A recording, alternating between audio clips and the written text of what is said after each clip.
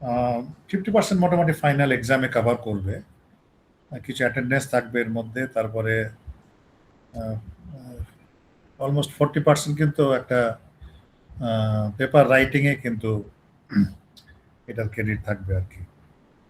আমি আশা করব এই কোর্স শেষে তোমরা সবাই একটা এখানে রিপোর্ট দিলে হবে না, অ্যাটলিস্ট একটা পেপার এখান থেকে লিখতে হবে আর কি। এবং আমি এটা আশা করব যে পেপারগুলো কনফারেন্সে সাবমিট করার মতো হবে আর কি। এটাতে দুটো লাভ হবে, কোর্সের ডেপথে একটু ঢোকা যাবে এবং নিজে যদি একটা পাবলিকেশন হয়ে যায় এখান থেকে, তাহলে এটা তোমার তোমার জন্য কিন্তু অনেক কাজে দিবে। আশা করি তোমরা প্রথম থেকেই যদি একটু ওই টেন্ডেন্সি দিয়ে কোর্সটা পড়ো বা করো, তাহলে দেখবা যে এখান থেকেই একটা পাবলিকেশন কিন্তু হয়ে গেছে। মাস্টার্সে কিন্তু মানে মাস্টার্স পড়াটাই আসলে মানে তোমার রিসার্চ, তাই না? এখানে কিন্তু থিওরির চেয়ে রিসার্চ বেশি জোর দিতে হবে।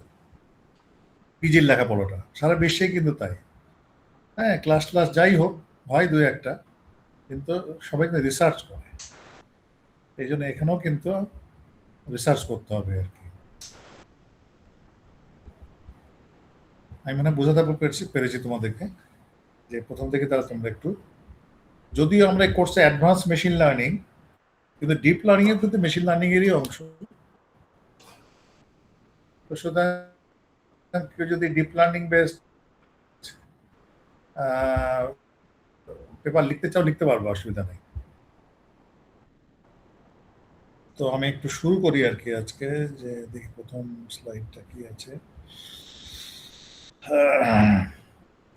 এটা খুব বেসিক স্লাইড, যেহেতু আজকে প্রথম ক্লাস, আমি এই জন্য একটু বেসিক জিনিস দিয়ে শুরু করি আর কি। তবে এই কোর্সের যে প্ল্যানিং আমার, এক্স্যাক্টলি আমরা কিন্তু এই ট্র্যাডিশনাল যে অ্যালগোরিদমগুলো আছে মেশিন লার্নিং এর, সেগুলো কিন্তু আমরা এখানে খুব বেশি আলাপ করবো না।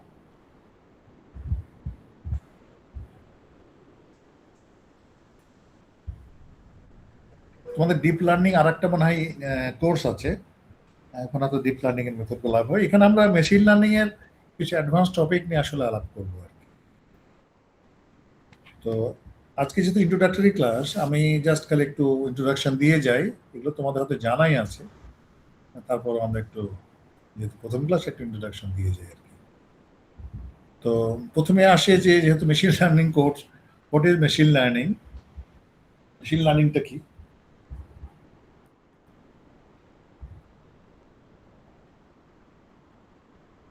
তো মানে সিম্পলি আমরা কি বলতে পারি যে মেশিন লার্নিং কিন্তু, যে এখানে ডেফিনেশনটা আছে যে machine learning is a field of computer science that uses statistical technique to give computer system the ability to learn with data without being explicitly program. খুব ইম্পর্টেন্ট কথা। সিম্পলি আমরা কি বলতে পারি? মেশিন লার্নস ফ্রম ডাটা, সোজা কথা। Machine learning, ML means machine learns from data.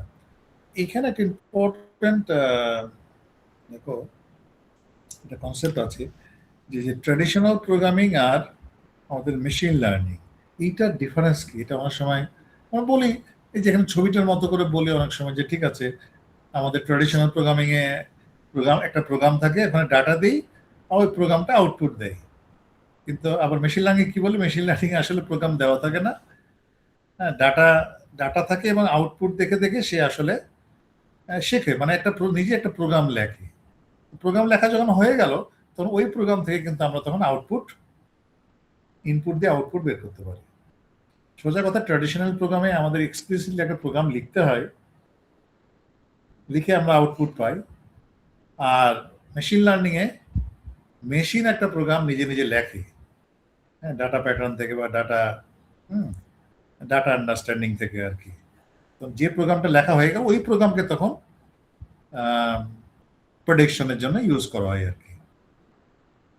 আমি একটা এক্সাম্পল তোমাদের দিতে পারি, যে এই ট্রেডিশনাল প্রোগ্রামিং এবং মেশিন লার্নিং এর ডিফারেন্সটা কি, বা কখন আসলে, মানে হোয়াই মেশিন লার্নিং, কেন মেশিন লার্নিংটা আসলো? আমাদের ট্র্যাডিশনাল প্রোগ্রামিং তো ছিল, আমরা কোন কোন ইস্যুগুলো বা কোন প্রবলেমগুলো আসলে traditional programming cannot handle by traditional programming. কোন প্রোগ্রামগুলো, সরি কোন প্রবলেমগুলো, এইটা আমি একটা এক্সাম্পল দেওয়ার চেষ্টা করছি। ধরো আমি রুয়েটেরই একটা মানে কি বলবো একটা প্রোগ্রাম লিখতে যাচ্ছি, যে নিউ স্টুডেন্টরা, ধরো নিউ স্টুডেন্ট রুয়েটে এসে, এটা রুয়েট, হ্যাঁ রুয়েট, এটা একটা অ্যাপ্লিকেশন সিস্টেম আর কি। এখানে একটা প্রোগ্রাম আছে, এখানে যদি স্টুডেন্ট একটা ইনপুট দেয়, কি স্টুডেন্ট ধরো একটা পার সেমিস্টারে এসে বলে যে আমি 100 ঘন্টা পড়বো, 100 ঘন্টা পড়বো, তাহলে আমার সিজিপিএ কত হবে, সিজিপিএ কত, এরকম একটা আমরা একটা মডেল বা একটা প্রোগ্রাম বানাতে চাচ্ছি। এখন এই প্রোগ্রাম বানাতে গেলে কি হবে, আমি তো ডাটা নিচ্ছি, দেখো আমি কারেন্ট স্টুডেন্টের কাছে ডাটা নিচ্ছি। কি ডাটা, ধর প্রথমে স্টুডেন্ট কি বললো যে সে ধরো কতক্ষণ, সে ধরো 100 ঘন্টা পড়ে, তাই না, 100 ঘন্টা পড়ে, তার সিজিপিএ ধরো 3.1। আবার দেখলাম আরেকজনকে আমি জিজ্ঞাসা করলাম তুমি কতক্ষণ পড়ো, সে বললো যে আমি তো 150 ঘন্টা পড়ি সেমিস্টারে, কিন্তু আমার সিজিপিএ 3.0, দেখো বটম। আবার আরেকজন হয়তো বললো যে সে সে পড়ে হয়তো 90 ঘন্টা পড়ে, তার সিজিপিএ 3.5। তাহলে এইখানে আমি কিভাবে সিদ্ধান্ত নিব, কিভাবে ইফটা লিখবো? আমি তো ট্র্যাডিশনাল প্রোগ্রামে কি লিখবো, ইফ লিখবো, তাই না? ইফ লিখে কি লিখবো, যে নাম্বার অফ আওয়ার্স, আওয়ার্স যদি লেস দেন বা গ্রেটার দেন কিছু একটা হয়, লেস দেন ধর 100, হ্যাঁ, তাহলে সিজিপিএ কত হবে, এত কিছু একটা হবে। এলস আবার লিখবো, তাই না, ইফ এলস লিখতে চাচ্ছি। এটা তো ট্রেডিশনাল প্রোগ্রামিং, কিন্তু এখানে তো এটা তো হচ্ছে না। 100 ঘন্টা পরে কেউ 3.1 পাচ্ছে, আবার 100 ঘন্টা পরে কেউ 3.5 পাচ্ছে, আবার 100 ঘন্টা পরে কেউ 2.9 পাচ্ছে। তাহলে এটা কিন্তু এই ট্রেডিশনাল প্রোগ্রামিং দিয়ে কিন্তু এটা সম্ভব নয় লেখা, ইফ এলস দিয়ে লেখা সম্ভব। এই এই সময় কিন্তু এই মেশিন লার্নিং অ্যাপিয়ার করলো আর কি, যে না, যে সমস্ত প্রবলেমগুলো এরকম রিয়েলিস্টিক প্রবলেম যদি এরকম হয় যে যেটা ট্র্যাডিশনাল প্রোগ্রামিং দিয়ে সলভ করা যাচ্ছে না, তখন কিন্তু মেশিন লার্নিং ইউজ করতে হবে। আমি মনে হয় বোঝাতে পেরেছি তোমাদেরকে, আর তোমরা কনভিন্স কিনা? জি স্যার।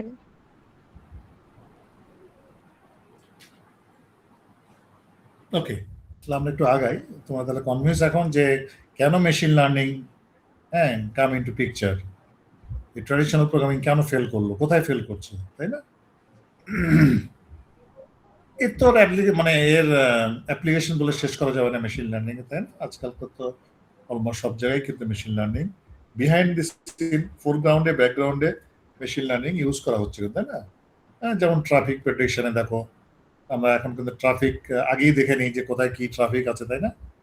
বা কালকে কেমন ট্রাফিক থাকতে পারে, প্রেডিকশনটা কেমন হইতে পারে কালকে, ওয়েদার ফোরকাস্টের মতো আর কি, যাক আগামী কালকে কেমন ওয়েদার থাকতে পারে, তাই না? আমরা আগাম কিন্তু ডাটা অ্যানালিসিস করে জানতে পারছি কিন্তু। তারপরে স্পিচ রিকগনিশন দেখো, তাই না? স্পিচ রিকগনিশন এখন তো যে গুগলে কিন্তু গেলে আমরা হ্যাঁ speech to text, text to speech, হ্যান তেন অনেক কিছু আমরা পেতে পারি আর কি, তাই না? ইমেজ রিকগনিশন, একটা ইমেজ দিলে চিনতে পারছে যে এটা আসলে হ্যাঁ কিসের ছবি বা কার ছবি, তাই না? এগুলো সব চেনা যাচ্ছে আর কি। এই যে অটোমেটিক ল্যাঙ্গুয়েজ ট্রান্সলেশন, তাই না, ইংলিশ থেকে বাংলা, বাংলা থেকে ইংলিশ, চাইনিজ, যে কোনো ল্যাঙ্গুয়েজ থেকে যে কোনো ল্যাঙ্গুয়েজে কিন্তু ট্রান্সলেশন করা যাচ্ছে আর কি। তো বিহাইন্ড দি সিন সবগুলো কিন্তু মেশিন লার্নিং কাজ করছে। হ্যাঁ, যেমন মেডিকেল সায়েন্সে প্রচুর ব্যবহার হচ্ছে এখন, দেখো বিভিন্ন যে এমআরআই, তারপরে এক্স রে, টিউমার, ক্যান্সার, সমস্ত রোগ ডায়াগনোসিসে কিন্তু এই মেশিন লার্নিং হিউজলি ইউজ হচ্ছে আর কি, তাই না? মানে ডক্টরও তো ডায়াগনোসিস করছেই, কিন্তু তার সাথে এটা কনফার্মেশন দিচ্ছে কিন্তু আমাদের মেশিন লার্নিং টেকনিকগুলো। স্টক মার্কেট প্রেডিকশনের এটা এটা খুব ইফেক্টিভলি ইউজ করা যায়, কারণ এটা খুব ইম্পর্টেন্ট এখানে, যে স্টক মার্কেটে কি হয় যে আমরা কোন একটা স্টক বা একটা শেয়ারের দাম আমরা সবসময় প্রেডিক্ট করি না, আমরা সবসময় we calculate the price of the share first, যে আফটার ফিউ ডেজ, যে আমরা একটা ক্যালকুলেশন করি যে ঠিক আছে 1 মাস পরে কোন একটা শেয়ারের দাম কত হতে পারে, অর্থাৎ প্রেডিক্ট করি, কিন্তু ওইভাবে কিন্তু শেয়ারটা কেনা হয়। কিন্তু এটা তো আসলে মানে এই অ্যানালিসিসটা কিন্তু পারফেক্ট নাও হইতে পারে। এরকম যদি আমাদের কাছে কোন একটা কোম্পানির হ্যাঁ যদি হিউজ মানে এখন 10 বছর 20 বছরের ডাটা থাকে, তাহলে মেশিন লার্নিং টেকনিক কিন্তু এইটা অ্যানালাইসিস করতে পারে যে এটার আসলে প্রাইস ইনক্রিজ করবে না ডিক্রিজ করবে, তাই না? একটা করতে হবে। ওই বাংলাদেশের মার্কেটে অবশ্য প্রবলেম, কারণ এখানে কিন্তু অনেক কিছু নিয়ন্ত্রণ মেনে চলবে না আর কি। হয়তো অন্য মার্কেট যেগুলো স্ট্যান্ডার্ড মার্কেট সেগুলোর জন্য কিন্তু এটা বেশি ইফেক্টিভ। তারপর দেখো অনলাইন ফ্রড ডিটেকশন খুব ইম্পর্টেন্ট, তাই না? এই যে আমাদের দেখো অনলাইন কত ট্রানজ্যাকশন আমরা করছি, বিহাইন্ড দি সিন কিন্তু মেশিন লার্নিং আছে এগুলো যে ফ্রড ট্রানজ্যাকশন গুলো আইডেন্টিফাই করার জন্য। হ্যাঁ, আমি যখন এটিএম এ একটা কার্ড মানে কোন একটা ফ্রড কিছু করার চেষ্টা করছি, এটা কিন্তু অলরেডি সেন্স করতে পারে কিন্তু না যে এটা আসলে ভ্যালিড ট্রানজ্যাকশন হচ্ছে। তখন কি হয়, অনেক সময় দেখা গেলো কার্ডটা কিন্তু ব্লক করে দেয়, তাই না? ব্লক করে দেয় বা ট্রানজ্যাকশন বন্ধ করে দেয়, ফেল করে। তো এইগুলো যদি না থাকতো প্রোটেকশন, তাহলে কিন্তু এই ধরনের অনলাইন ট্রানজ্যাকশন করা ভেরি ডিফিকাল্ট হয়ে যেত। মানুষের পক্ষে এটা সম্ভব না। এরকম যেমন ইমেল ফিল্টারিং তো জানি আমরা, তাই না? যে আমাদের যেগুলো সাসপিসিয়াস ইমেল, হ্যাঁ, those email are forwarded to spam, তাই না? স্প্যামে যে সন্দেহজনক যেগুলো কম্পিউটারের জন্য হেলদি নয়, তাই না? Those email are send to spam, তাই না? এটাও কিন্তু মেশিন লার্নিং এ বিহাইন্ড দ্য সিন আছে আর কি। যেমন প্রোডাক্ট রিকমেন্ডেশনস, এটা কিন্তু খুবই দেখা যায়। হ্যাঁ, তুমি একটা দেখো কোন একটা অনলাইনে কোনো প্রোডাক্ট কিনলা, একটা শার্ট কিনলা, তখন দেখবা সাথে সাথে আরো শার্টের কিন্তু অ্যাডভার্টাইজ চলে আসে, তাই না? আরো, তার মানে ওর behind the scene machine learning আছে। আবার শার্টের সাথে দেখবা প্যান্টের একটা অ্যাডভার্টাইজ চলে আসছে। তুমি যেটা পছন্দ করো, ইভেন এখন তো বলা হয় যে এই যে আমরা কথাবার্তা আলোচনা করি, আলোচনাটাও কিন্তু চলে যায় আর কি, তাই না? হ্যাঁ, ওটা মেশিন লার্নিং এর টেকনিক ডাটা হিসেবে চলে যায় আর কি। তারপর তোমার আসলে তোমার যেটা ডিমান্ড বা চাহিদা, ওই মোতাবেক কিন্তু অ্যাডগুলো চলে আসে। যে যেটা পছন্দ করে দেখবা তার কাছে সেই অ্যাডগুলোই কিন্তু আসে। এই যে দেখো আমরা যখন ইউটিউব দেখি, হ্যাঁ, আমি কোনো পার্টিকুলার টপিকে যখন ইন্টারেস্টেড, যখন দেখবো, ধরো আমি ক্রিকেটই দেখছি, ক্রিকেট খেলা দেখতেছি, একটা ইউটিউব ভিডিও দেখছি, পাশে দেখবে যে আরো হয়তো আমি বাংলাদেশের ইন্ডিয়ার খেলা দেখছি, পাশে দেখবে যে আরো হয়তো বাংলাদেশের সাথে পাকিস্তানের খেলা, বাংলাদেশের সাথে অস্ট্রেলিয়া খেলা, ক্রিকেট খেলা চলে আসছে সবকিছু, তাই না? তার মানে আমি যেহেতু হয়তো ক্রিকেট খেলা দেখছি, আমি ক্রিকেট খেলা পছন্দ করতে পারি, ফলে রিকমেন্ডেড ভিডিও গুলো দেখবে যেরকম চলে আসে, তাই না? এবং ওইটার নিচে নিচে কিছু অ্যাড আসবে যেগুলো আমি পছন্দ করি আর কি। এইভাবে কিন্তু প্রোডাক্ট রিকমেন্ডেশনস মেশিন লার্নিং কিন্তু এটা তৈরি করছে, এবং এইভাবে কিন্তু বড় বড় কোম্পানিগুলো চলছে। এই যে অ্যামাজন, এ তো এইভাবেই চলতেছে, তাই না? একটা অনলাইন মানে এআই এর উপর দিয়ে কিন্তু একটা এত বড় কোম্পানি কিন্তু চলতেছে। যাই হোক, এগুলো তোমরা একটু দেখো। তো জাস্ট আমি একটু হিস্ট্রিটা একটু আলোচনা করি আর কি, যে মেশিন লার্নিং এর প্রথম দিকে কি ছিল। যেখানে একটা এক্সাম্পল এখানে আছে যে 1957-এ যে ফ্র্যাঙ্ক রোজেনব্লাট, হ্যাঁ, ইনি এই যে অনেক তার জোড়া দিয়ে তখন তো আর কম্পিউটার ছিল না, আমাদের আইসি টাইসি কিছুই ছিল না, উনি তার জোড়া দিয়ে কিন্তু একটা neural network, analogical neural network উনি তৈরি করছিলেন। এবং এই নেটওয়ার্ক দিয়ে কিন্তু মেল ফিমেলের ছবি কিন্তু উনি আলাদা করতে পারছিলেন। সেই তো অনেক আগে, মানে 1957-এর কথা বলছি। মানুষ কিন্তু আগে থেকে চেষ্টা করছে যে আসলে মানে হিউম্যানকে কিছু ব্রেন দেওয়া যায় কিনা, তাই না? তো সেটারই কিন্তু একটা ধারাবাহিকতা কিন্তু এই ফ্র্যাঙ্ক রোজের বলাটা, এটা কিন্তু একটা মারাত্মক কি বলবো একটা একটা মাইলস্টোন কিন্তু এআই রিসার্চে রোজেনব্লাটের 1957-এ। তো এই রিসার্চ দেখে কিন্তু ওই সময়ের এই যে নিউ ইয়র্ক টাইমস এই পত্রিকাটা 1958-এ প্রকাশ পেয়েছিল, এখানে যে ওই কতগুলো লেখা ছিল আর কি না, যে এটা কিন্তু আসলে তখন কম্পিউটার ব্যবহার করতে কিন্তু ইউএস নেভি মানে ইউএস আর্মি আর কি সেটা কথা। ও তখন তারা ভবিষ্যৎবাণী করেছিল যে ইউএস নেভি একদিন, বা ইউএস নেভি যে মেশিনটা আর কি বা কম্পিউটারটা, এটা একদিন কিন্তু মানে এই যে চলতে পারবে, হাঁটতে পারবে, দেখতে পাবে, ইভেন নিজেকে রক্ষাও করতে পারবে। ওই সময় ফোরকাস্ট করেছিল 1958, যেটা আজকে কিন্তু বাস্তব হয়ে গেছে, তাই না? কিন্তু এই আনফর্চুনেটলি কিন্তু এই আর্টিফিশিয়াল ইন্টেলিজেন্স বা এআই বা এমএল যেটাই বলো, এই রিসার্চ কিন্তু খুব বেশি কিন্তু এগোয়নি 1957-এ পরে। আমরা কবে থেকে শুনছি এআই এর কথা বা মেশিন লার্নিং এর কথা? ধরো 2000 সালের পরে, আরো স্পেসিফিক 2010, 2015 এর পর থেকে বেশি শোনা যাচ্ছে, কিন্তু এরা কিন্তু আমরাও কখনো শুনিনি আর কি যে এটা কি জিনিস, এইরকম শোনা যায় আর্টিফিশিয়াল ইন্টেলিজেন্স এই পর্যন্ত। তবে এগুলো কারণ আছে কেন এগুলো মানে এটা ফ্লারিশ করলো না, তাই না? এগুলো তার মধ্যে একটা প্রধান কারণ হচ্ছে আমাদের হার্ডওয়্যার খুব পোর ছিল, তাই না? প্রসেসিং স্পিড কম ছিল, র্যাম কম ছিল, কস্টলি ছিল, তাই না? তারপরে এরকম আমাদের লাইব্রেরি ছিল না, এখন যেমন সাইকিট লার্ন, গুগল টুগল হ্যান ত্যান, হ্যাঁ, বহু মেশিন লার্নিং এর জন্য প্রচুর কিন্তু লাইব্রেরি পাওয়া যায় এখন, এগুলো কিন্তু বিল্ট ইন আগে ছিল না।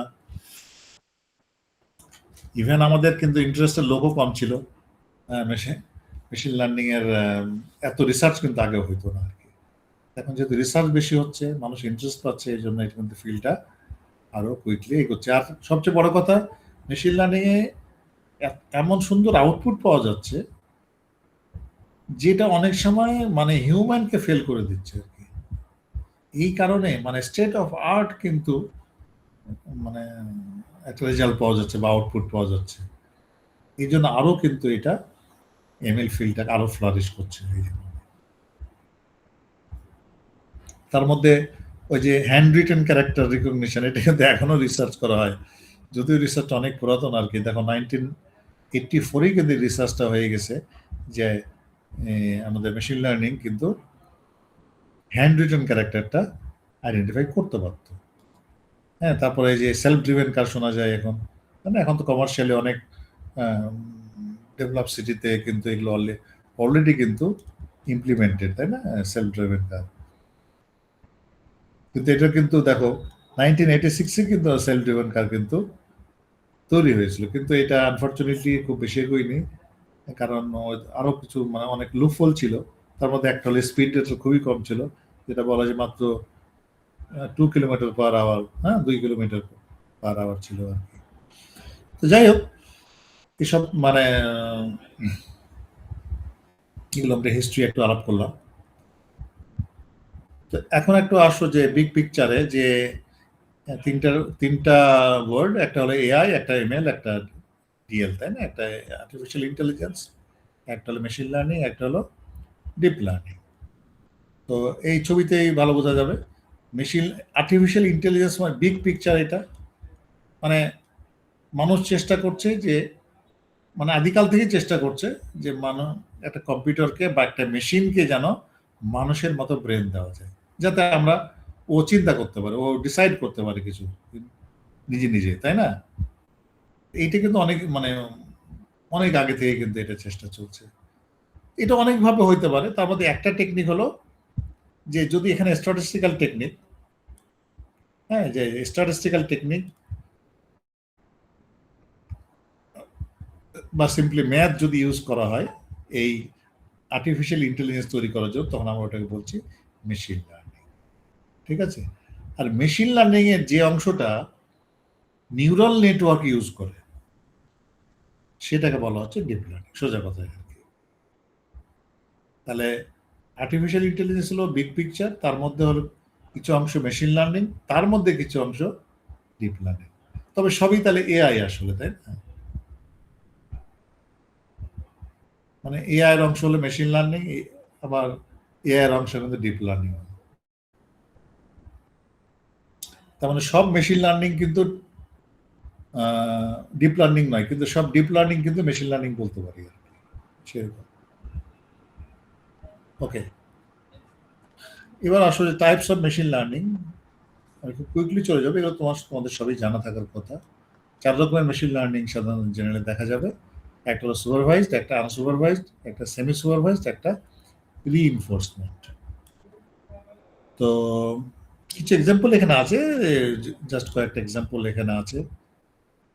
যেমন সুপারভাইজড মেশিন লার্নিং এর মধ্যে housing price prediction, just example আছে, এগুলো তো নিউমারাস এক্সাম্পল আছে, মেডিকেল ইমেজিং। হ্যাঁ, তারপরে আনসুপারভাইজের জন্য customer segmentation, market basket analysis, semi supervised text classification, হ্যাঁ, লেন ফাইন্ডিং, তারপরে রিইনফোর্সমেন্ট লার্নিং এর মধ্যে অপটিমাইজড মার্কেটিং, হ্যাঁ, ড্রাইভারলেস কার, এগুলো সব কিছু প্র্যাকটিক্যাল এক্সাম্পল আছে আর কি। আমি খুব বেশি সময় নেব না এখানে। যে সুপারভাইজড লার্নিংটা কি, সুপারভাইজড কেন বলা হচ্ছে, যেহেতু এই গাইড করবে, তাই না, এই লার্নিংটা মেশিনকে গাইড করবে, তার মানে উত্তর বা আউটপুট দেওয়া থাকবে সোজা কথা। যেমন এখানে একটা এক্সাম্পল দেখো, যে কোনো একটা প্লেসমেন্ট, কোনো একটা কোম্পানির প্লেসমেন্ট ডাটা সেট, এটা যে যে ওই কোম্পানিতে চাকরি পেতে গেলে বা প্লেসমেন্ট পেতে গেলে আইকিউ স্কোর বা আইকিউ টেস্ট, তার সাথে সিজিপি এর একটা কম্বিনেশন আছে, তাই না, এবং প্লেসমেন্ট হয়েছে কিনা সেটা দেখা যাচ্ছে আর কি। এটা ধরো 10-20 বছরের ডাটা এখানে আছে আর কি, যে আইকিউ টেস্টে কত পেয়েছিল এবং সিজিপিএ তার কত ছিল, then whether he placed or not, তাই না, সে প্লেসমেন্ট পেয়েছিল কিনা। তাহলে এইখান থেকে কিন্তু আমি একটা মডেল তৈরি করতে পারি, যে মডেল পরে বলে দিবে কি, যে আমি এই মডেল যখন আমি তৈরি করব এই ডাটা থেকে, তখন এই মডেল কি হবে, মডেল এরকম একটা মডেল হবে, তখন আমি মডেলে কি দিব, তখন আইকিউ দিব আর সিজিপিএ দিব। আমি দিব, বলবো যে আমি ভাই আইকিউতে এত এত যদি পাই, সিজিপিএ যেমন যদি আমার এত থাকে, তাইলে আমার প্লেসমেন্ট হবে কিনা এই মডেল আগেই বলতে পারবে। তখন মডেল বলো ঠিক আছে, নো, হবে না, তখন আমি বললাম তাহলে তো হলো না কাজ। তাহলে এক কাজ করো, তাহলে যেহেতু সিজিপি আমি ইমপ্রুভ করতে পারছি না, তাহলে আইকিউ তো আমি ইমপ্রুভ করতে পারি যখন পরীক্ষা দিব। তাহলে দেখি তো আইকিউ একটু মার্কসটা বাড়িয়ে এসে ইয়েস বলে কিনা, তাই না। তখন আমি মার্কসটা আমি বাড়িয়ে দেখলাম, আগে হয়তো 7.0 দিয়েছিলাম, এখন 7.2 দিলাম, তখন সে বলো ওকে, এখন প্লেসমেন্ট হবে। এই যে মেশিন প্রেডিক্ট করে দিল আর কি। এখান থেকে আমরা কি দেখলাম, আমরা একটা আইডিয়া পেলাম।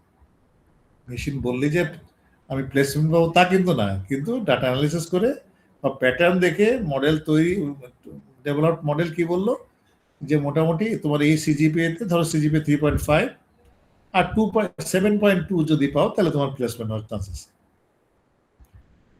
ঠিক আছে, তো এই মডেলটা তৈরি হলো কিভাবে, তৈরি হলো এই যে সুপারভাইজ লার্নিং থেকে। কেন সুপারভাইজ লার্নিং, কারণ আমাদের আউটপুট দেওয়া আছে, এই যে দেওয়া আছে, ও এই ডাটা দেখবে, আইকিউ দেখবে, সিজিপিএ দেখবে, দেখে ও একটা কি করবে, ও একটা প্রেডিক্ট করলো, ঠিক আছে, ইয়েস নো প্রেডিক্ট করলো, তো ধরো নো প্রেডিক্ট করলো, কিন্তু আমাদের আউটপুটে কি আছে, ইয়েস, তখন সে কি করবে, নিজেকে রিফাইন করবে, নিজেকে আপডেট করবে, যে না এর উত্তর তো ঠিক হইলো না, তাই না, এমন কিছু অ্যাডজাস্ট করবে যাতে এটা ইয়েস হয়। তারপর আবার সেকেন্ডটা ধরবে, তাই না, আবার সে একটা প্রেডিকশন দিল, ধরো একটা ইয়েস করছে সে, আবার আউটপুট দিল, ও আউটপুট ইয়েস আছে না,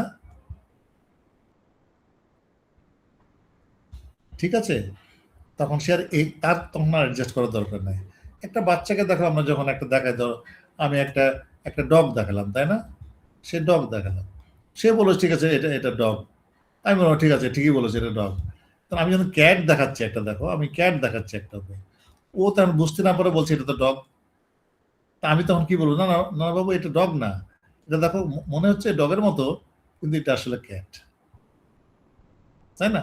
এভাবে তাকে বলবো, কারণ আমি তাকে তাকে তাকে গাইড করবো, ও তখন বুঝে, ও আচ্ছা, এই জন্য এটা আসলে আসলে ডগ নয়, এটা ক্যাট আসলে, তাই না।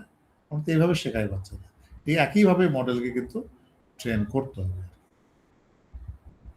তো এটা হলো সুপারভাইজ লার্নিং। সুপারভাইজ লার্নিং মানে সিম্পলি যে আমাদের আউটপুট দেওয়া থাকবে, আউটপুট দেখে দেখে আসলে আমাদের মডেল শিখবে, ডাটা এবং আউটপুট দুটো দেখে দেখে শিখবে। আর টাইপস অফ সুপারভাইজ লার্নিং এটা পরে আমরা আরো আলোচনা করব। একটা হলো ক্লাসিফিকেশন, একটা হলো রিগ্রেশন, তাই না? ক্লাসিফিকেশন মানে মানে ক্লাসে ভাগ করা আর কি, তাই তো? হ্যাঁ, যেমন যে মেল ফিমেল কিংবা প্লেসমেন্ট, ইয়েস নো, বা আরো বেশি হতে পারে যে কালকে মানে রেইন হবে কিনা, ইয়েস নো, তাই না? বা কালকে কোনো একটা টিম জিতবে কিনা, win win win or loss.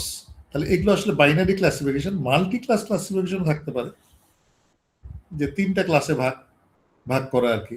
যেমন হতে পারে যে ধর একটা ম্যাঙ্গো ক্লাসিফায়ার কি হতে পারে ক্লাসিফিকেশন, তাহলে একটা ফজলি হতে পারে, একটা ন্যাংরা আম হতে পারে, একটা হিমসাগর আম হতে পারে, তাই না? তো 3টা ক্লাসে ভাগ করা মানে ভাগ করার সোজা কথা। আর রিগ্রেশনটা কি? রিগ্রেশনটা কিন্তু একটা একটা একটা কি বলা যায়, একটা নিউমেরিক নাম্বার দিবে আর কি, যে কত পার্সেন্ট চান্স, সোজা কথা একটা নাম্বার দিবে। যেমন কালকে বললাম যে কালকে বৃষ্টি হতে পারে, এটা কিন্তু ক্লাসিফিকেশন প্রবলেম। আর যদি বলি যে 40% চান্স কালকে বৃষ্টি হওয়ার, তাহলে এটা কিন্তু রিগ্রেশন। যেমন এইখানে দেখো বলছে এই এক্সাম্পলে যে আইকিউ টেস্টে 7.5 পাইছে আর সিজিপিআর 3.5, তখন তার প্যাকেজ মানে স্যালারিটা কত হয়েছে, হয়তো ইয়ারলি 6 লাখ। তাই না? এই যে নিউমেরিক ফিগার বলে দিচ্ছি, নিউমেরিক ফিগার দিচ্ছি, তখনই এটা হবে রিগ্রেশন প্রবলেম। আর ক্লাসিফিকেশনে কিন্তু কোনো এরকম নিউমেরিক ফিগার থাকবে না, ও ক্লাসে ভাগ করে দেবে আর কি, গ্রুপে ভাগ করে দেবে। আমার মনে হয় ওটা বোঝা গেছে। একটু আগাই। এবার আসলে যে আনসুপারভাইজ লার্নিংটা কোনো আউটপুট দেওয়া থাকবে না, কোনো সুপারভাইজার থাকবে না, ও নিজে নিজে সিদ্ধান্ত নিতে হবে যে মানে এখানে তো বলতে পারবে না যে এখানে প্লেসমেন্ট হবে কি হবে না। এটাকে আসলে ওইভাবে চিন্তা করা যাবে না। এটা একটা মানে এটা হয়তো গ্রুপে সে ভাগ করে দিবে আর কি, একটা গ্রুপে ভাগ করবে আর কি, একটা গ্রুপে। যেমন এখানে আসো যে অনেক রকম কাজই করা যায়, তার 4টা এক্সাম্পল এখানে দেওয়া আছে। যে আনসুপারভাইজ লার্নিং দিয়ে ক্লাস্টারিং করতে পারি আমরা, ডাইমেনশনালিটি রিডাকশন করতে পারি, অ্যানুয়ালি রিডাকশন করতে পারি, অ্যাসোসিয়েশন রুল লার্নিং করতে পারি। তো ক্লাস্টারিংটা কি? এই যে গ্রুপে, যেটা আমি বললাম আগে, যে গ্রুপে ভাগ করা। দেখো এখানে কি হয়েছে, এখানে ধরো এগুলো সব আমাদের কোন একটা পার্টিকুলার কোম্পানিতে নিউ কামার হিসেবে ঢুকছে আর কি, ধরো এগুলো সব। তখন এগুলো কি করা হলো, একটা গ্রাফ। এখানে দেখো এদিকে সিজিপি, এদিকে আইকিউ, তাই না? আমরা কি করলাম, 3টা ক্লাস্টারে ভাগ করা হয়েছে। দেখো এই একটা ক্লাস্টার, এই একটা ক্লাস্টার, এই একটা ক্লাস্টার, 3টা ক্লাস্টারে ভাগ করা হয়েছে। ভাগ করে কি হইলো তাহলে, ক্লাস্টার করে কি সুবিধা আমাদের? এটাই সুবিধা। দেখো ক্লাস্টার করলে যে এই যে গ্রুপটা, এই গ্রুপটার দেখো সিজিপি কিন্তু হাই, কিন্তু আইকিউ কিন্তু কম, তাই না? এই গ্রুপটাতে এই কনক্লুশন দিতে পারি যে এই গ্রুপে যারা আছে তাদের সিজিপিএ ভালো, কিন্তু আইকিউ টেস্টে কম পেয়েছে, সুতরাং এদেরকে এক্সট্রা ক্লাস করাইতে হবে, আইকিউ বাড়াইতে হবে, সোজা কথা, তাই না? আর এই গ্রুপটা কি হয়েছে, এই গ্রুপটা বলছে যে এর তো সিজিপিএ খুব লো, ভালো আইকিউ তো ভালো আছে, সিজিপিএ লো।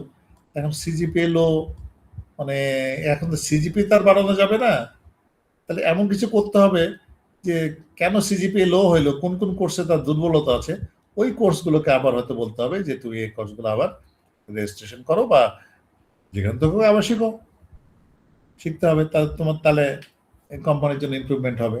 আর এই গ্রুপটা কি, এই গ্রুপ কিছু অ্যাকশন নিতে হবে না, কারণ এই গ্রুপে দেখো সিজিপিও ভালো, এদের আইকিউও ভালো। তাহলে এইভাবে কিন্তু আমরা ক্লাস্টারিং করতে পারি। এটা কিন্তু অনেকভাবে চিন্তা করতে পারি। ধরো এদিকে হলো আমাদের, এদিকে ধরো এজ, ধরো আমার একটা কোম্পানি আছে, এদিকে হলো এজ, এদিকে হলো স্যালারি, তাই না? এদিকে স্যালারি। এইভাবে আমার 3টা গ্রুপ করছে। তাহলে কি গ্রুপ দেখো, এদিকে হলো এজ বেশি কিন্তু এদের স্যালারি কম স্যালারি, যে এই গ্রুপটা স্যালারি কম। আর এই গ্রুপটা কি কম এজ কিন্তু স্যালারি ভালো, কিন্তু তাই না, স্যালারি ভালো।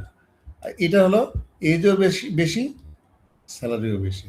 তাহলে এই যে গ্রুপটা করলাম, এখন এখন দেখো আমি একটা মানে কোম্পানি ইমপ্রুভমেন্টের জন্য কি করব, এই তিন গ্রুপকে কিন্তু আলাদা আলাদা মেসেজ পাঠাবো বা ইমেল করব বা অ্যাডভার্টাইজ পাঠাবো, তাই না? তাই করবো। এই গ্রুপটা কি হয়েছে এখানে কি দেখো, এই যে গ্রুপটা এজেড গ্রুপ, কিন্তু এর স্যালারি কিন্তু কম, একে আমরা কি পাঠাবো? এ তো নিশ্চয় নতুন নতুন মোবাইলের অ্যাড পাঠাবো না, তাই না? কারণ হয়তো এজেড লোক এত এত এত ভালো মোবাইল ফোনের কোনো দরকার নেই। তাদের হয়তো কোনো দেখেন ইন্স্যুরেন্স পলিসি কিংবা হয়তো হ্যাঁ কি কি বলবো, হয়তো মেডিকেল টেস্ট হ্যান ত্যান এগুলো মানে এগুলো পাঠাবো, বা শার্ট প্যান্ট পাঠিয়ে দিলাম আর কি। এদেরকে দেখা গেল যেহেতু এরা ইয়াং, তাই না, এজ কম এবং স্যালারিও বেশি, তখন এদিকে দেখবো যে নতুন নতুন মোবাইল ফোন, ল্যাপটপ, হ্যান ত্যান এই জিনিসগুলো কিন্তু আমি অ্যাডগুলো এখানে পাঠাবো আর কি, তাই না? আর এদেরকে কিন্তু সবই পাঠাতে পারবো, যেহেতু এ মানে এজ বেশি এবং এখানে হাই মানে হাই স্যালারি এরা, সুতরাং এদের কিন্তু দেখা যায় গাড়ির অ্যাড, একটা গাড়ি, নতুন গাড়ির অ্যাড এখানে পাঠিয়ে দেবো, তাই না? বা এই ধরনের জিনিসগুলো আর কি। আমি মনে হয় বুঝাতে পেরেছি তোমাদেরকে এটা, ক্লাস্টারিংটা এইভাবেই কিন্তু আমাদের কাছে অ্যাড আসে। দেখো আমার কাছে মাঝে মাঝে ফোন আসে, তোমাদের কাছে নিশ্চয়ই এটা আসে না, এই যে ওখানে একটা ফ্ল্যাট তৈরি হচ্ছে, এটা হ্যাঁ ফ্ল্যাট কিনবেন কিনা, তাই না? জানে যে এখানে চাকরি টাকরি করে, টাকা পয়সা আছে আর কি হয়তো, হ্যাঁ মানে তো সুতরাং এই যে হয়তো তোমাদের কাছে আর কদিন পরে আসবে আর কি, তোমার ওই গ্রুপ ওই ক্লাস্টারে কিন্তু তোমরা নাই আর কি, এইভাবে কিন্তু। ওকে, নেক্সটে কি আছে, ডাইমেনশনালিটি রিডাকশন। মানে ডাইমেনশনালিটি কিছুই না, ডাইমেনশনালিটি হলো যে নাম্বার অফ কলামস কয়টা। অর্থাৎ দেখো আমি যত যত কলাম বাড়বে তত কমপ্লেক্সিটি কিন্তু বাড়বে, তাই না? এটা খুবই স্বাভাবিক। আমি যদি একটা কলাম দিয়ে সিদ্ধান্ত নিই তাহলে কিন্তু আমার পক্ষে খুব ইজি। আগেরটা কি ছিল, আগে ধরো যে আইকিউ টেস্ট আর কি ছিল, আর সিজিপিএ ছিল। আমি যদি শুধুমাত্র আইকিউ দিয়ে নিতাম তাহলে কিন্তু খুব সিম্পল হইতো, তাহলে আইকিউ দেখছি আর সিজিপিএ দেখছি না কিন্তু, না? তাহলে কিন্তু ইজি হইতো, কিন্তু এটা পারফেক্ট হইতো না, এটাও ঠিক। তবে কমপ্লেক্সিটি মানে কমানোর জন্য আমাদের উচিত যে নাম্বার অফ ফিচার বা কলাম কমানো। নাম্বার অফ ফিচার বা কলাম কমে যাওয়া মানে আমাদের প্রোগ্রামের প্রবলেমের কমপ্লেক্সিটি কমে যাবে এবং মেশিন লার্ন করতে সময় কম নেবে। কিন্তু এ থেকে ইচ্ছা করলে তো আর কমানো যাবে না, এমনভাবে কাজ করতে হবে যেন আমাদের পারফরমেন্সটাও পোর না হয়, ইনফরমেশন যেন হারিয়ে না যায়, আবার কলমও যেন কম হয়। এটাকে বলা হচ্ছে ডাইমেনশনালিটি রিডাকশন। এখানে দেখো যেমন এখানে এখানে কি আছে, নাম্বার অফ রুমস, একটা হাউস প্রাইস আমি প্রেডিকশনের জন্য মডেল তো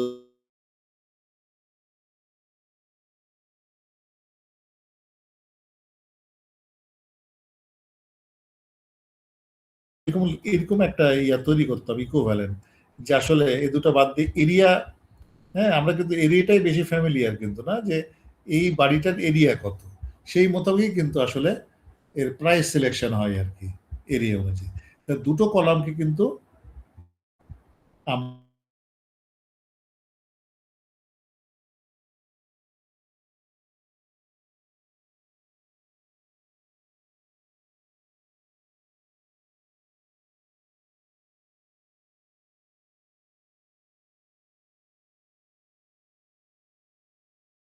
যেন কোনো ইনফরমেশন যেন হারিয়ে না যায় আর কি।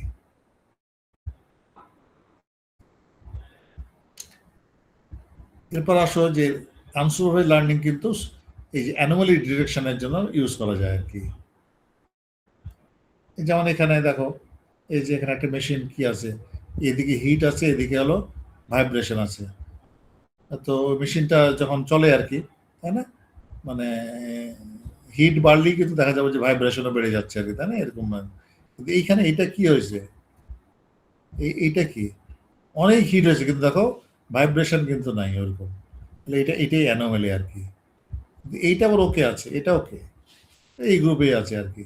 কিংবা এইখানে যদি কোনো একটা থাকতো, এইসব জায়গায় কোনো একটা থাকতো যে আর হিটই তৈরি হয়নি কিন্তু প্রচুর ভাইব্রেশন হচ্ছে আর কি, তাহলে এগুলো অ্যানোমালি আর কি, তাই না? মেডিকেল সায়েন্স কি হয়েছে, তাহলে একটা কি এটা ধরো হার্ট রেট, এটা হার্ট রেট ওই ইসিজি রিপোর্ট, এটা তো নর্মাল, ঠিক আছে ফাইন। এখানে হঠাৎ একটা কিন্তু এখানে একটা স্পাইক দেখা দিচ্ছে, তখনই বোঝা যাবে এখানে কিছু অ্যানোমালি হয়েছে। এই ধরনের সিচুয়েশনগুলো কিন্তু আনসুপারভাইজ লার্নিং দিয়ে এটা বের করা যায়, অ্যানালাইসিস করা যায় আর কি। এরপরে আসো যে অ্যাসোসিয়েশন রুল বেসড। হ্যাঁ, এটা খুব ইন্টারেস্টিং যে ধরো এই যে একটা ডিপার্টমেন্টাল স্টোর দেখা যাচ্ছে, দেখো এইখানে বলা হলো যে এই ডিপার্টমেন্টাল স্টোরের মানে বিজনেসকে ইমপ্রুভ করতে হবে, অর্থাৎ সেল বাড়াইতে হবে। এখন তোমার উপর হয়তো দায়িত্ব পড়লো যে ঠিক আছে, তুমি তো আসলে হ্যাঁ ডাটা সায়েন্টিস্ট কিংবা এমএল ইঞ্জিনিয়ার, হ্যাঁ তুমি একটা সলিউশন দাও যে কিভাবে how to improve the sale of this shop, তাই না? এই শপের কিভাবে সেলটা ইমপ্রুভ করা যায় আর কি। তুমি তখন কি করলা? হ্যাঁ, তুমি তখন ঠিক আছে, তুমি ডাটা নিয়ে নিলা যে ঠিক আছে আমাকে গত 10 ইয়ার্স বা 5 ইয়ার্সের ডাটা দেন। কি ডাটা? যে কাস্টমাররা ওদের ওই ডাটা কিন্তু ওদের কাছে আছে, কি কি ডাটা? যেমন আমরা ডিপার্টমেন্টাল স্টোর ঢুকলে কি করি, শপিং টপিং করে যে ফ্রন্ট ডেস্কে কিন্তু আমরা একটা বিল দিয়ে দিই, তাই না? লেখা থাকে, বিলে লেখা থাকে কিন্তু একে কি কিনছি, আমি রাইস কিনেছি, হ্যাঁ তারপরে হয়তো মাটন কিনেছি, কিছু একটা কিনেছি, কিনে কত বিল হয়েছে আমি এখানে বিল পে করে রিসিপ্টটা নিয়ে চলে আসি। এই ডাটা কিন্তু ওদের কম্পিউটারে আছে। এই ডাটাটা আমি সংগ্রহ করতে পারি বা তুমি সংগ্রহ করতে পারো, দিয়ে তুমি অ্যানালাইসিস করতে পারো মেশিন লার্নিং দিয়ে। অ্যানালাইসিস করে কি দেখা গেল, দেখো মডেল কি বলছে, মডেল বলছে খুব ইন্টারেস্টিং কিন্তু, হ্যাঁ আমরা বললাম explainable AI, explainable machine learning. কি এক্সপ্লেন করছে? বলছি 80% কাস্টমার যারা মিল কিনছে, যারা মিল কেনে বা 5 বছরে কিনেছে যারা, তাদের 60%ই বট এগ মানে ডিম কিনছে, তাই না? যারা 80% কাস্টমারের যারা মানে মিল কিনেছে, তাদের 60%ই আসলে এগ কিনছে। তাহলে এই অ্যাসোসিয়েশন দেখো, যারা মিল কিনছে তারা এগও কিনছে কিন্তু, তাই না? এই যে একটা সুন্দর একটা কনক্লুশন পাওয়া গেল এখান থেকে, এটা কিন্তু দারুণ কাজে লাগবে। তখন কি কি অ্যাডভাইস করা গেল? তখন বলা হলো ঠিক আছে ফাইন, আপনার এগ কোথায় আছে আর মিল কোথায় আছে? দেখা যাচ্ছে যে মিল নিচতলায় আছে আর এগ ওপর তলায় আছে। তখন সিম্পলি তাকে অ্যাডভাইস করা যায় যে ঠিক আছে, আপনি কি এক কাজ করেন, ওই মিল্কটা এগের পাশে রাখেন, বা বা এগটা মিল্কের পাশে, অর্থাৎ দুটো পাশাপাশি রাখেন আর কি। তখন দেখা যাবে ড্রামাটিক্যালি আরো সেল কিন্তু বেড়ে যাবে, তাই না? যেমন দেখো এই যে অ্যাসোসিয়েশন মানে কি, মানে আমরা যখন একটা দেখো শার্ট কিনছি, তখন দেখা গেলো প্যান্টের একটা অ্যাডভার্টাইজ চলে আসছে, তাই না? এটা অ্যাসোসিয়েশন, ওইটার সাথে এটা কোনটার সাথে ম্যাচিং। ধরো আমি একটা মোবাইল কিনলাম, সাথে সাথে দেখবো যে একটা হেডফোনের একটা হয়তো অ্যাড চলে আসছে, বা দেখা গেল যে চার্জারের একটা, মোবাইল ফোন কিনেছি, চার্জারের অ্যাড চলে আসছে, ফাস্ট চার্জার হ্যান ত্যান, তাই না? এরকম আর কি, মানে একটার সাথে একটা অ্যাসোসিয়েশন। আমার মনে হয় বুঝতে পারছো। এরপর আসো সেমি সুপারভাইজড। এটাও খুব ইজি, নাম থেকে বোঝা যাচ্ছে যে পুরোপুরি সুপারভাইজ না, আবার মানে একদম আনসুপারভাইজডও না। তার মানে কি, মানে এমন একটা ডাটা সেট যেখানে কিছু কিছু ডাটার কিন্তু আউটপুট আছে আর কি, কিছু সুপারভাইজ। ধরো 100টার মধ্যে আউট অফ 120 আর সুপারভাইজ, মানে 20 এর দেওয়া আছে আর কি আউটপুট লেভেল বা লেভেল দেওয়া আছে, আর 80টারই দেওয়া নাই, তাই না? তখন কি হচ্ছে, যে যে কটা লেভেল আছে, ধরো 100টার মধ্যে 20টা লেভেল করা আছে, ওই 20টা দিয়েই কিন্তু আসলে এই একটা মডেল তৈরি করা হচ্ছে, ট্রেন করা হচ্ছে। তারপর কি হচ্ছে, যেগুলো আনলেভেল ডাটা ছিল, ধরো আনলেভেলের মধ্যে আমি 20টাকে আমি প্রেডিকশন করলাম, অর্থাৎ আনলেভেল যেগুলো যে কটা ছিল, ওর মধ্যে হয়তো আমি 20, হ্যাঁ 20টা নিলাম আর কি। এই মডেলকে বললাম যে এই 20টা তুমি যেটা শিখেছো, লার্ন করেছো, ওটাতে প্রেডিক্ট করো, তাহলে কিছু একটা প্রেডিক্ট করবে। তাহলে কি হলো, আমার আগের 20টা ছিল আর পরের 20টা কিন্তু আবার লেভেল হয়ে গেল কিন্তু, না? এই এই যে 40টা হলে 40টা তারপরে আবার লার্ন করবো, ওকে আরো রিফাইন হবে তাইলে মডেলটা। এবার কি করব, আরো আরো আরো 20টা ডাটা ওখানে ওরে দেবো প্রেডিক্ট করতে। ফলে কি হবে, 60 হয়ে যাবে এবার মোট আমাদের সুপারভাইজড ডাটা। ওই 60তে আবার ট্রেন করাবো। এইভাবে কিন্তু এই গ্রুপ গ্রুপ করে করে যেগুলো আনলেভেল ডাটা, এগুলোকে লেভেল করা হবে। এটা খুব ইম্পর্টেন্ট। মানে আমাদের যত ধরো বড় বড় কোম্পানিগুলো, যে গুগল বলো, ফেসবুক বলো, এরা কিন্তু এইসব technique semi supervise learning technique use করে কিন্তু এই ডাটাগুলো লেভেল করে। এই যে মিলিয়নস অফ ডাটা আছে অনলাইনে, এই লেভেলগুলো কে করছে? এই সেমি সুপারভাইজ লার্নিং দিয়ে করা হয়েছে। আমি তার একটা এক্সাম্পল দিচ্ছি, দেখো। আমরা দেখো প্রতিনিয়ত কত ছবি, কত পিকচার আমরা আপলোড করি, কিন্তু কোনো পিকচারে কিন্তু ক্যাপশন নাই। ধরো আমি একটা ডগ বা একটা ক্যাটের ছবি আমি আপলোড করলাম, নিচে তো লিখে দেয়নি, এটা আনলেভেল ডাটা, নিচে লিখে দেয়নি যে এটা কি কি ঘটনা, এটা কিসের ছবি এটা। তখন কি করে, তখন এই যে বড় বড় কোম্পানিগুলো ওই ইমেজটা নিয়ে তখন তারা semi supervise learning technique use করে, দিয়ে ওটাকে লেবেল করা হয়। এটা মানুষের পক্ষে সম্ভব ছিল না, এই millions of data, millions of image, millions of text, এটা এই সেমি সুপারভাইজ দিয়ে কিন্তু লেবেল করা হয়। ফাইনালি রিইনফোর্সমেন্ট লার্নিং খুব বেশি আমরা আলোচনা করবো না, যেটা লার্নস ফ্রম বলা হয়, কি লার্নস ফ্রম এনভায়রনমেন্ট। এনভায়রনমেন্ট থেকে সে শিখতে থাকে আর কি। মানে ধরো একটা গাড়ি, একটা একটা একটা যেগুলো আমরা বলি সেলফ ড্রিভেন কার, তো সেলফ ড্রিভেন কারে কি হয়, মানে অনেক সময় বলি যে লার্নস ফ্রম মিস্টেক, তাই না? যখন সে মিস্টেক করতে থাকে তখন আমরা তাকে একটা পানিশমেন্ট দিই, আর যখন সে কারেক্ট করে তখন তাকে একটা রিওয়ার্ড দিই, তাই না? তো যখন একবার পানিশমেন্ট পেয়ে যায় তখন সে ওই মিস্টেকটা করে না। অনেকটা ইয়ার মতো আর কি। ধরো একবার গাড়ি সেলফ ড্রিভেন কার, এখানে যেটা বলা হয়েছে, এটা হয়তো কোনো একটা পার্কিং করতে গিয়ে হয়তো পিছনে হয়তো তার একটা অ্যাক্সিডেন্ট, ছোট একটা অ্যাক্সিডেন্ট হয়ে গেছে, তখন আমরা কি করবো, ওরে একটা পানিশমেন্ট দিই। পানিশমেন্ট খাওয়ার পরে এসে ওই ব্যাক করতে গিয়ে ওই ভুলটার জীবনে করবে। এইভাবে কিন্তু লার্ন ফ্রম মিস্টেক বা লার্ন ফ্রম ইনভায়রনমেন্টও বলতে পারি। যেমন মানে এই যে দেখো না, ইয়েতে কিন্তু অনলাইনে চেস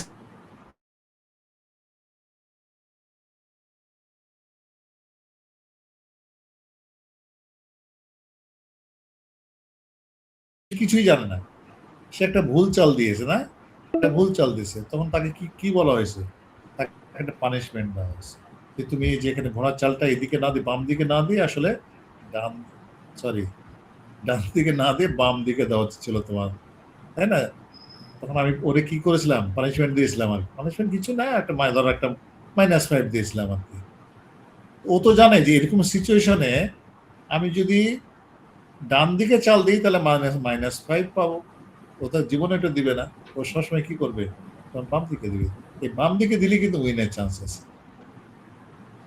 এই জন্য মানে যখন সে, তার মানে ওরে প্রত্যেকটা সিনারিও করে শেখানো হয়েছে, এবং কোন চালটা কারেক্ট, কোন চালটা রং, প্রত্যেকটা জিনিস ওই যে রিওয়ার্ড এবং পানিশমেন্ট দেওয়া হয়েছে। ফলে ও কিন্তু আর কখন ভুল করার চান্স নাই আর কি। এই কারণে ওরে হারানো যায় না। এখানে একটা সিম্পল এক্সাম্পল দেওয়া হয়েছে, দেখো রিইনফোর্সমেন্ট লার্নিং এর। ধরো এখানে একটা গেম, সিম্পল গেম এটা, হ্যাঁ। ধরো এখানে কেউ আছে আর কি, তাই না? এখানে কেউ আছে, কোনো প্লেয়ার আছে এখানে, একে বের হতে হবে, তাই না? তো বের হতে দেখো, এই রেড রেড মানে রেড ওয়াল দিয়ে কিন্তু বের হওয়া যাবে না, এগুলো ওয়াল। অর্থাৎ সে কি হবে, সে যদি এদিকে যেতে চায় যেতে পারবে না, এদিকে যাওয়া শুরু করলে তাকে কি করবে, একটা পানিশমেন্ট দিয়ে দেবে। উপর দিকে গেলেও কিন্তু সুযোগ নেই, এখানেও কিন্তু পানিশমেন্ট, নিচে গেলেও কিন্তু পানিশমেন্ট। আচ্ছা ধরো সে এখান থেকে এইখানে যেতে চায়, আসলে যে এখানে যাবে, জিতে যেতে চায়, তাহলে সে রাস্তা কোথায়? উপর নিচে ডানে বামে তো নাই, একমাত্র পিছনে কিন্তু রাস্তা আছে। পিছনে গেলে কিন্তু সে রিওয়ার্ড পাবে, সোজা কথা।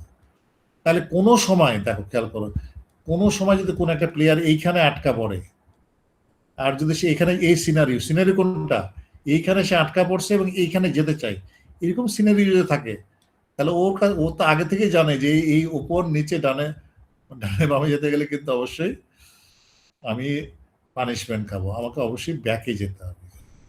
ও জানা আছে এটা। এরপরে কি হবে, এই সিনারি যখন এখানে আসে, যখন এখানে এই সিনারিতে কি হবে, সেখান দিয়ে কিন্তু এখানে যেতে পারবে, ওপরে যেতে পারবে, কিন্তু এখানে এসে কিন্তু আবার এইখানে আটকা পড়বে কিন্তু।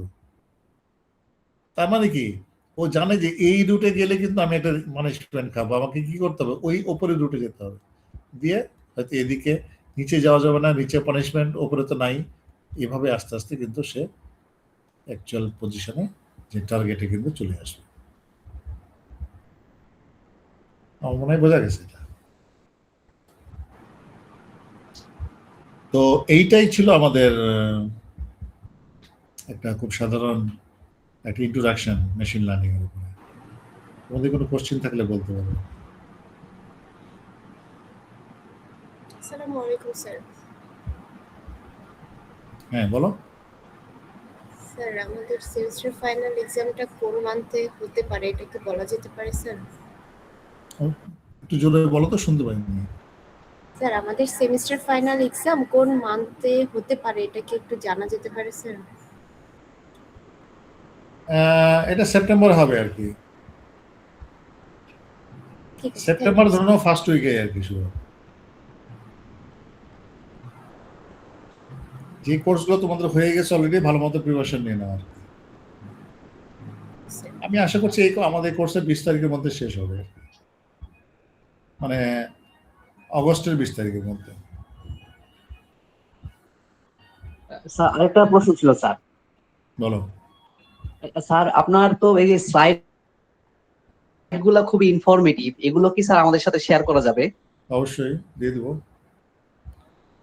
জি স্যার, জি স্যার, ধন্যবাদ স্যার। যদিও এটা মানে খুব আমি বেসিক লেভেলে আলোচনা করলাম আজকের ইয়েটা, মানে খুব অ্যাডভান্স লেভেল আলাপ হয়নি আর কি। আমি একটু বেসিক দিয়ে শুরু করি, আস্তে আস্তে আমরা ওইদিকে যাবো। জি স্যার। এটা আমি গ্রুপে দিয়ে দেবো, আমি একটা গুগল ক্লাসরুম খুলে ফেলবো আর কি।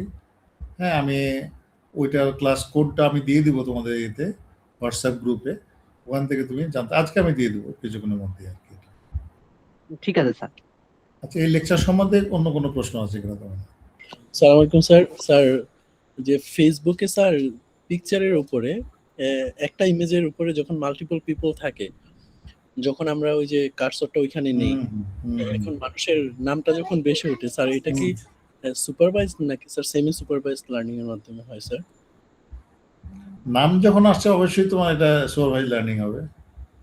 স্যার স্যার এখন তুমি বলতে পারো ও নামটা জানলো কিভাবে, তাই না?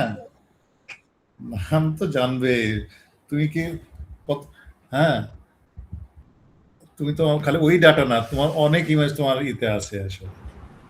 জি স্যার, মানে স্যার একটা গ্রুপ, মানে গ্রুপ পিকচার আর কি, যেখানে মাল্টিপল পিপল আছে ওইখানে। আচ্ছা ফাইন, আচ্ছা বাদ দাও পিপল, বাদ দাও, ধরো একটা গ্রুপ অফ এনিমেলস আছে, ওখানে ডগ আছে, ক্যাট আছে, হ্যাঁ, অমুক তমুক আছে, সেটাও চিনতে পারবে যে কোনটা কি, তাই না?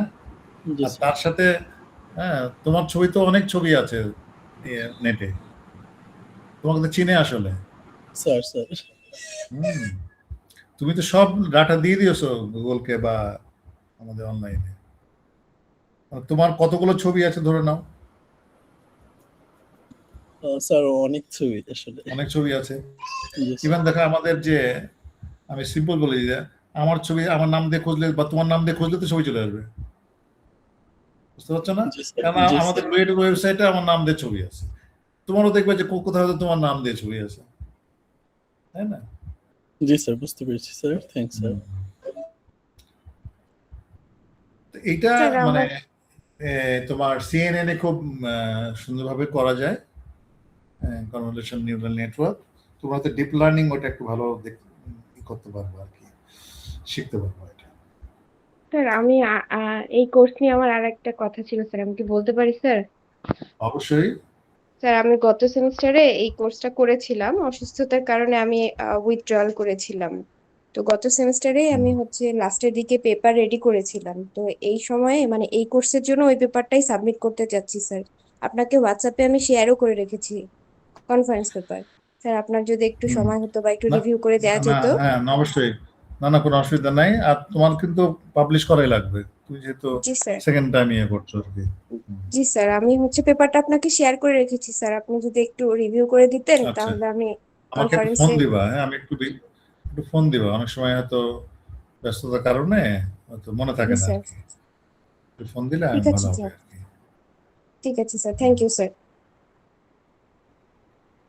তো আমরা এই কোর্সে একটু হাতে কলমে কিছু করার চেষ্টা করব। মানে একবারে থিওরি পড়াটা আসলে আমার কাছেও খুব ভালো লাগে না। আমরা একটু একটু কোড টোড গুলো দেখার চেষ্টা করব যে কিভাবে আসলে মানে রিয়েল লাইফে এটা ইমপ্লিমেন্ট করব। তো এই নেক্সট ক্লাস থেকে আমরা একটু কোডিং এর দিকেও থাকবো আর কি। হ্যাঁ, যেটা আমরা আলোচনা করবো একটু কোডিং এর জন্য আমরা আহ, যেতে পারি আর কি। আমরা পাইথন ইউজ করব, পাইথন কোডিং। তো আর কোনো প্রশ্ন না থাকলে আমরা কি শেষ করবো নাকি আর একটু করবো মানে? স্যার আসসালামু আলাইকুম। স্যার আমরা কি কোল্যাব ইউজ করবো না ক্যাগেল ইউজ করব? তাহলে প্ল্যাটফর্মটা আর কি রেডি করে রাখতে পারতাম। না, আমরা আসলে মানে ক্যাগেল আমাদের প্রয়োজন নাই এখন আসলে। আমি এখানে যেটা ইউজ করব এটা আমি জুপিটার নোটবুক ইউজ করব। হ্যাঁ, তোমরা জি ওখানে স্যার। তোমরা কোল্যাব ইউজ করতে পারো, কোনো অসুবিধা নাই আর কি। তোমরা যে কোনো প্ল্যাটফর্ম ইউজ করতে পারো। আমি এখানে জুপিটার নোটবুক ইউজ করব। জি আমি স্যার। এখানে বড় বড় ডাটা সেট নিয়ে কাজ করব না, আমি এখানে স্যাম্পল যেগুলো আসলে টেকনিক গুলো নিয়ে একটু আলাপ করবো আর কি। হ্যাঁ, যে কিভাবে ইভেন আমরা নিজেরাই হয়তো ডাটা সেট তৈরি করব। হ্যাঁ, যে এই যে আমি বললাম না যে সিজিপিএ প্রেডিক্টর, রুয়েটের জন্য আমি একটা সিজিপিএ প্রেডিক্টর কিভাবে বানাবো আর কি, তাই না? তা আমি ডাটা আমি কিভাবে তৈরি করবো, নিজে এক্সেলে তার ডাটা তৈরি করে নেবো, দিয়ে আমরা ওটা করার চেষ্টা করবো আর কি, মডেলগুলো ইমপ্লিমেন্ট করে। ঠিক আছে, এই ধরনের কাজগুলো আমরা কিছু করবো। জি স্যার। স্যার মৃধা বলছিলাম। এটা বলো। স্যার আমরা তো কনফারেন্স বা জার্নাল যে কোনো একটা টার্গেট করেই পেপার শুরু করতে পারি, তাই না? অবশ্যই। মানে স্যার জার্নাল বা কনফারেন্স যে কোনো একটা টার্গেট করবো আর কি। হ্যাঁ, আচ্ছা ঠিক আছে স্যার। জার্নালটা তোমার দেরি হয়ে যাবে, কনফারেন্সটাই জি বেটার স্যার। হবে আর কি। ঠিক আছে স্যার, ঠিক আছে। আচ্ছা, অ্যাটেন্ডেন্স কে রাখবে? স্যার অ্যাটেন্ডেন্স আমাকে নিতে বললেন, নিয়েছি স্যার অ্যাটেন্ডেন্স। আচ্ছা, এটা নিয়ে রাখো, মানে এন্ড অফ দিস সেমিস্টার তুমি একটু আমাকে ই করবে আর কি। জি স্যার। আর সবসময় সব ক্লাসই কিন্তু অনলাইন হবে না, দু চারটে কিন্তু কিছু ক্লাস কিন্তু অফলাইনে করতে হবে। তোমাদের শনিবারে কি অবস্থা, ফ্রি থাকো না তোমরা সবাই নাকি? জি স্যার, শনিবার আসা যাবে না? মোটামুটি। জি স্যার। যারা ঢাকার লোকজন, যদিও আমি এখন ঢাকাতেই আছি। স্যার আপনি কি নেক্সট শনিবারের কথা বলছেন? হ্যাঁ, নেক্সট শনিবারের কথাই বলছি আমি। না, এই পরশু শনিবার না আর কি, মানে তারপরে শনিবার। জি স্যার। তারপর একটা। তারপরে শনিবারে যাওয়া যেতে পারে স্যার। হুম হুম, ঠিক আছে, আমরা চালাতে থাকি কিছুদিন। তো আমি আগেই বললাম যে এখানে কিন্তু কোনো আমরা মডেল নিয়ে স্পেসিফিক আলাপ করবো না। নেক্সট ক্লাসটা আমি একটু মডেলটা একটু মানে জাস্ট ফ্লেভার দেওয়ার চেষ্টা করব, স্পেশালি লিনিয়ার রিগ্রেশন এবং লজিস্টিক রিগ্রেশন, এটা মডেলটা কিভাবে ইমপ্লিমেন্ট করতে হয়। তারপরে মেশিন লার্নিং টুলসগুলো নিয়ে কিছু আলাপ করবো আর কি, কিছু টেকনিকগুলো নিয়ে, বেশ করে ডাটা ভিজুয়ালাইজেশন এই জিনিসগুলো নিয়ে একটু আলাপ করবো। কি কি প্রি প্রসেসিং করতে হয় মেশিন লার্নিং এ, এই জিনিসগুলো নিয়ে আমি একটু আলাপ করবো। তারপরে আমি কিছু অ্যাডভান্স টপিকে যাব। স্যার আমাদের অফলাইন ক্লাসের ক্ষেত্রে যেহেতু দূর থেকে যাব স্যার, একটু আগে জানিয়ে রাখলে ভালো হতো, যে তাহলে টিকিট কাটতে পারতাম স্যার। আচ্ছা ঠিক আছে, এক সপ্তাহ আগে জানিয়ে দেবো। জি স্যার, থ্যাংক ইউ স্যার। তো ঠিক আছে, আজকে আমরা শেষ করি। সবাই ভালো থাকো, গুড নাইট। আসসালামু আলাইকুম স্যার। আসসালামু আলাইকুম স্যার। আসসালামু আলাইকুম স্যার।